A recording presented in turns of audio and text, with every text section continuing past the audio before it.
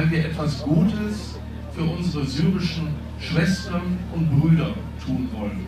Biz bunu gene Suriyeli kardeşlerimize iyi bir şeyler yapabilmek için yapıyoruz. Mit diesem Projekt unterstützen wir syrische Flüchtlinge, aber auch die einheimische Bevölkerung in Gaziantep. Bu projeyle hem Suriyeli arkadaşlarımızı desteklemek istiyoruz ama aynı zamanda yerel Gaziantep'teki insanlarımıza da katkıda bulunmak istiyoruz. Bir bahar günündeyiz.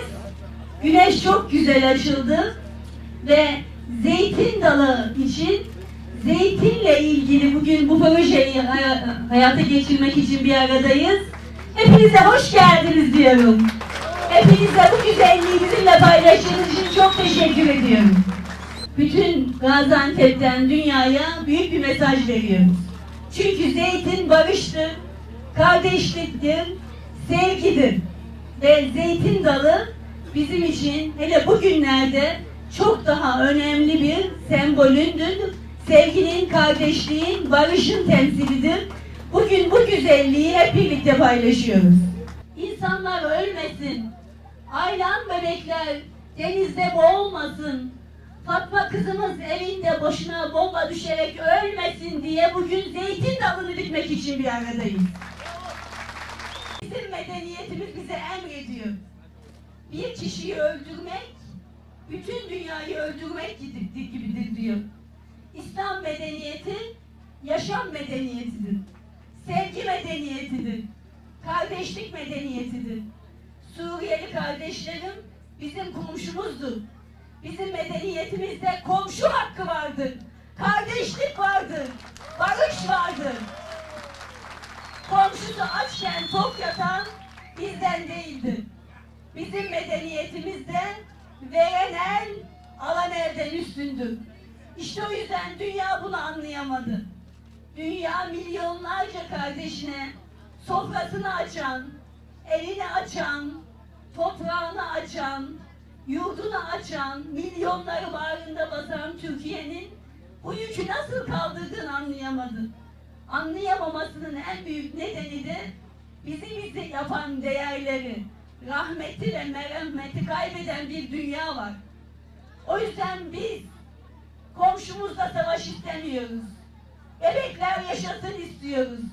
İnsanlar toprağına dönsün istiyoruz. Cerablus, Cerabluslarındır. Afrin, Afrinlilerindir. Elbap, Elbaplarındır. Suriye, Suriyelilerin diyoruz. Sayın Büyükelçi ile biz yıllardır çok güzel projeler yaptık. İki ülke arasında zaman zaman yanlış anlaşılmalardan kaynaklanan sorunlarda nasıl birleştirici olduğuna, kardeşliğine nasıl çaba gösterdiğine ben şahidim. Ama dün söylediği bir söz Türk halkını üzmüştü. Afrin bir işgal hareketi değildir. Afrin, Afrinlilerindir. Türkiye zeytin dalıyla beraber terörle mücadele etmektedir. PKK'yla, DAEŞ'la, FETÖ'yle mücadele etmektedir. Biz Alman hükümetinden, dostumuzdan, kardeşimizden zor zamanda yanımızda çok daha sağlam durmasını, Afrin'deki zeytin dalı hareketini, Türkiye'nin yaptığı bu hareketi çok güçlü bir şekilde desteklemesini bekliyoruz. Muhtemelen bu yanlış anlaşılmayı Sayın Büyükelçim en kısa sürede düzeltecek ve Türk halkının bu konudaki üzüntüsünü giderecektir. Çünkü Türkiye sigortadır. Şunu keser misiniz? Bakan Hanım'a Rasim'den bir arkadaşımın ikisini aşağıya sen in aşağıya. Sen yardımcı ol. Gel.